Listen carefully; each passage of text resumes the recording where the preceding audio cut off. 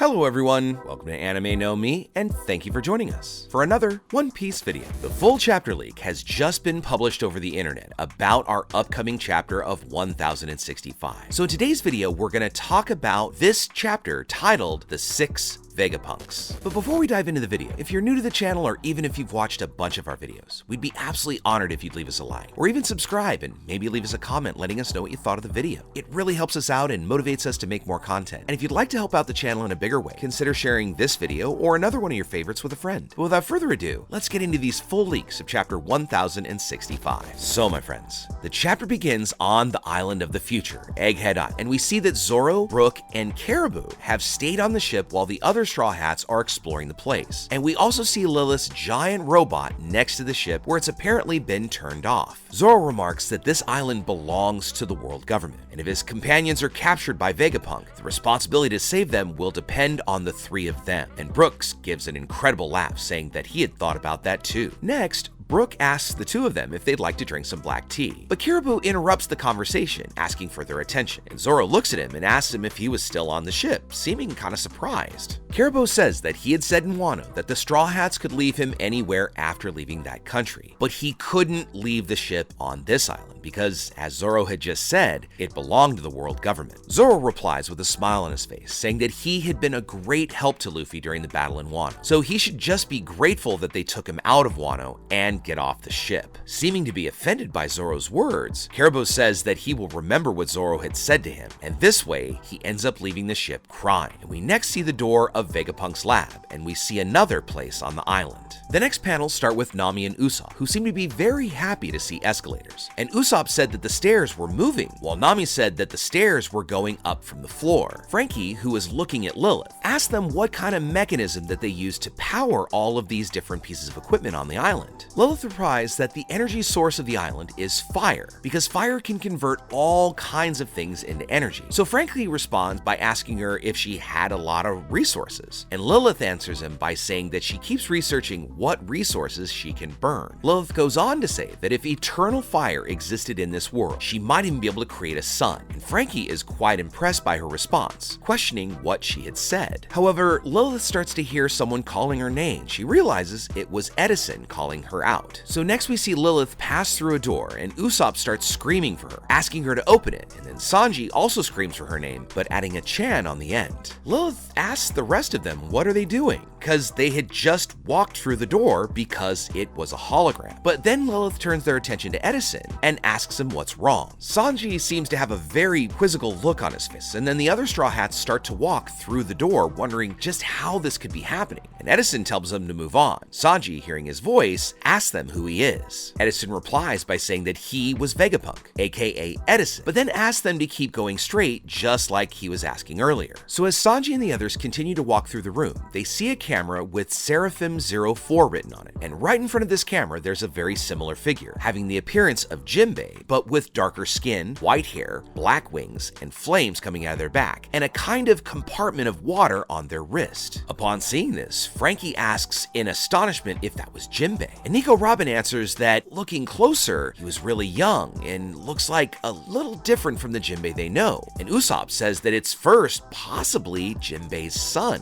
But then Nami chimes in, saying that there's another possibility that Jinbei had just gotten turned into a child. And then Sanji adds in his thoughts, saying that there was an even third possibility, that it could be a person from heaven because of the wings and the strange feeling he gave off. So Sanji asks Edison who this was, and Frankie says that he looks like a child, but he's bigger than even Jinbei was. And Frankie had a very bad feeling about this, saying that he may have just come up with a fourth possibility, that this Jinbei is a pacifista. But then all the conversation comes to a halt because Seraphim Jinbei shoots a laser with his hand, and all the Straw Hats there are hit by a big explosion. But they don't seem to be hurt much because this caused the Straw Hats to just have a few scratches. Then Usopp yells, saying that they'd been tricked and it was a trap. It had to be impossible for the world government to take them in any kind of peaceful way. But Nami says that this enemy had to be a clone of Jinbei, and because he was a child, she couldn't bring herself to attack him. Upon hearing this, Seraphim Jinbei looks towards Nami, and he then dives into the ground using a technique called Senor Pink. This makes everyone surprised because he quickly moves towards Nami. Zeus, speaking from the Climate Act, asks Nami if they should fight, but she tells him to wait. And then Franky notices something about this ability. Before he can say anything, Seraphim Jinbei jumps up and comes out of the ground, grabbing Nami's neck. Enraged, Sanji hits Seraphim Jinbei with a Diable Jambe kick, all the while saying that he would kill him even if this is the real Jinbei. But the kick causes Nami to be released. Robin then jumps into the fray, using her giant floor technique quickly, and with an angry expression, she says that she feels the exact same way as Sanji, that this is unforgivable, so she uses an attack called Sea Serpent Spank. Several giant arms come up out of the ground and start attacking Seraphim Jinbei, but the Seraphim recognizes where the attack is coming from and quickly approaches Robin holding water in his hand. Usopp tells Robin to get out of the way because the Seraphim could use Fishman Karate.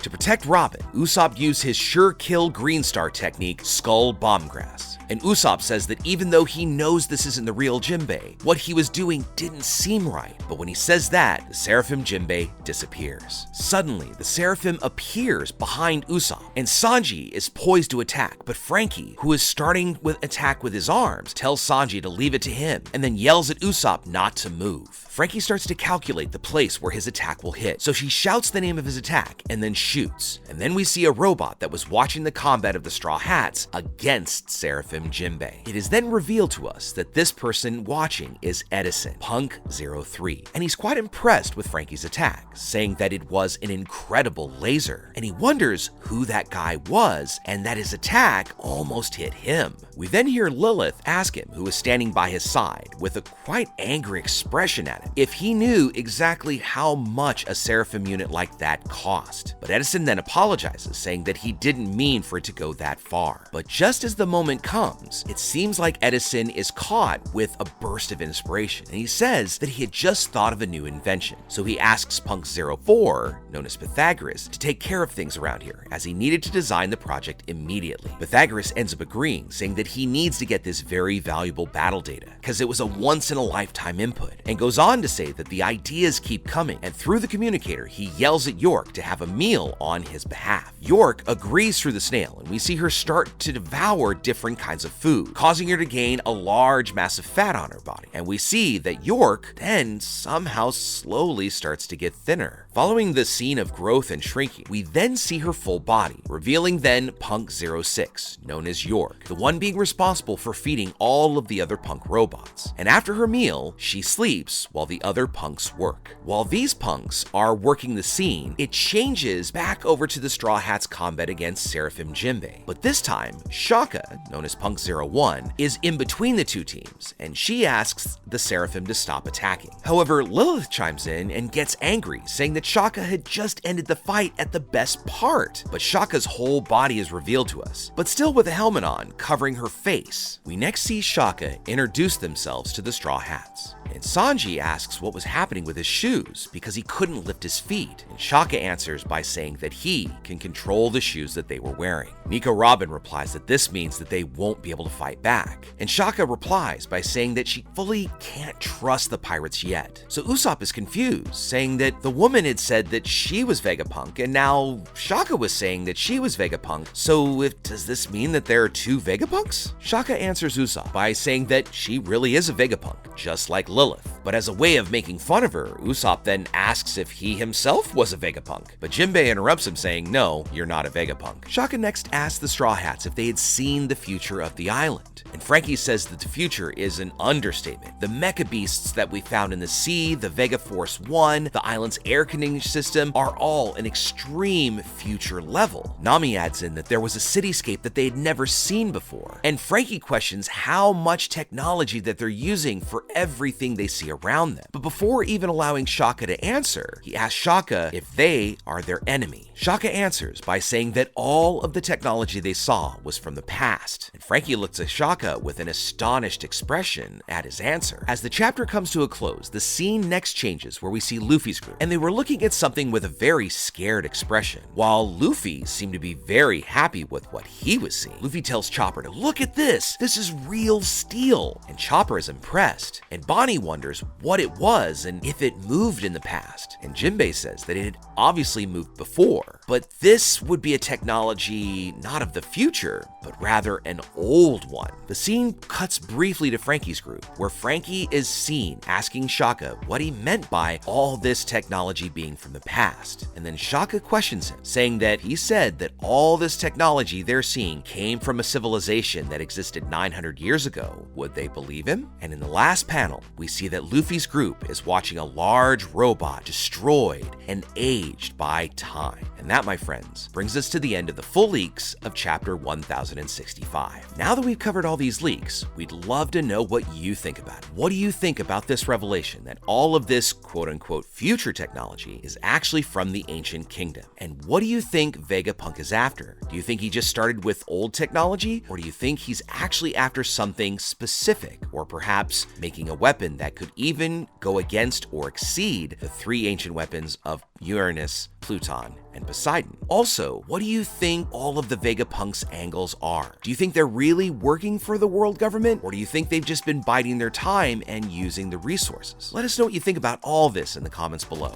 So as we bring our leak video to a close, I want to first thank all of you so much for watching the video, especially watching it all the way up to the very end. Be sure you comment on any themes or ideas that you'd like to see in future videos. And also, since you made it this far, give us a like and hit that red subscribe button before you head out to take on the rest of your day. I hope to see you all in our next video. Let's keep sailing this giant sea together. Take care.